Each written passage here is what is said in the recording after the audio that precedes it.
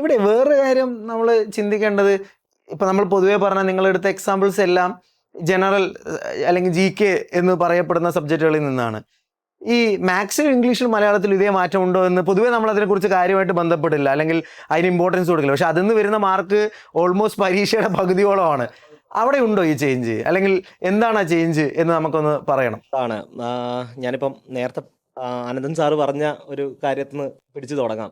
അതായത് പറഞ്ഞു നമുക്ക് സമയം ഒരുപാട് ആവശ്യം വരുന്നുണ്ട് എന്നുള്ളത്.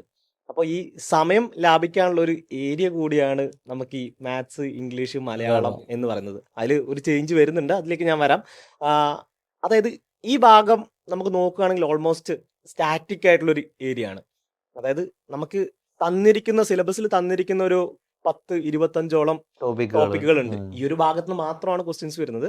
അതിലെ ടഫ് ആയിട്ടുള്ള ലെവലിൽ വ്യത്യാസം വരുന്നു എന്നുള്ളത് മാത്രം നോക്കിയാൽ മതി. അപ്പോൾ നമുക്കറിയാം ഈ ഒരു ഭാഗത്ത് നിന്ന് മാത്രമേ ക്വസ്റ്റ്യൻ വരൂ. അപ്പോൾ നമുക്ക് എക്സ്പെക്ട് ചെയ്യാം ഏതൊക്കെ ക്വസ്റ്റ്യൻസ് വരും എന്നുള്ളത്. അതായത് ബാക്കിയുള്ള GK സബ്ജക്റ്റുകൾ വെച്ച് നോക്കുമ്പോൾ നമുക്ക് എക്സ്പെക്ട് ചെയ്യാം ഈ ഒരു ക്വസ്റ്റ്യൻസ് ചോദിക്കാൻ സാധ്യതയുണ്ട് എന്നുള്ളത്.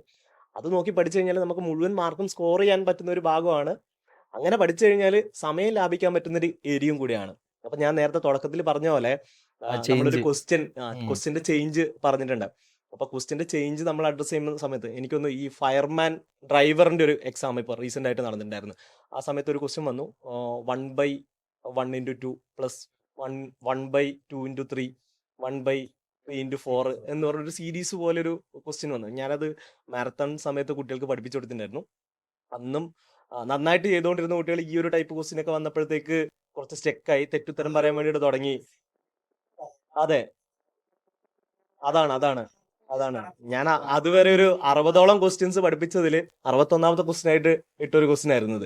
ആ ക്വസ്റ്റ്യൻ എത്തിയപ്പോഴേക്ക് കുട്ടികൾ കുറച്ച് വേർക്കുന്നൊരു അവസ്ഥയുണ്ടായി. അതായത് ഇങ്ങനെയുള്ളൊരു സർപ്രൈസ് ക്വസ്റ്റ്യൻസ് വരുന്ന സമയത്ത് ഇതിനെങ്ങനെ ടാക്കിൾ ചെയ്യാം, LCM വെച്ചിട്ട് ചെയ്യാൻ പറ്റുമായിരിക്കും. ബട്ട് അവിടെ ഒരു ഭയങ്കരമായിട്ടുള്ളൊരു ടൈം കൺസംഷൻ നടക്കുന്നുണ്ട്. പക്ഷെ അതല്ല, ആ LCM വെച്ചിട്ട് ചെയ്യുന്ന മെത്തേഡ് പറഞ്ഞു കൊടുത്തതിന് ശേഷം അതിൽ നിന്ന് എങ്ങനെ ഒരു ഷോർട്ട് കട്ടിലേക്ക് എത്താം.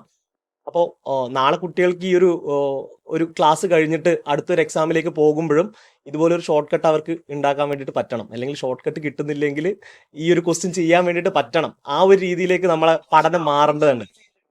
ഇംഗ്ലീഷിൽ ഇപ്പൊ നമ്മൾ ഗ്രാമറിൽ വലിയൊരു മാറ്റമൊന്നും വന്നിട്ടില്ലെങ്കിലും ഒക്കാബ്സിൽ കുറെ പുതിയ കാര്യം, പ്രിഫിക്സ് സഫിക്സ്, അതെ, പ്രിഫിക്സ് സഫിക്സ് ഒന്നും പണ്ട് അധികം ചോദിക്കില്ല. ഇപ്പൊ അതൊക്കെ കൃത്യമായി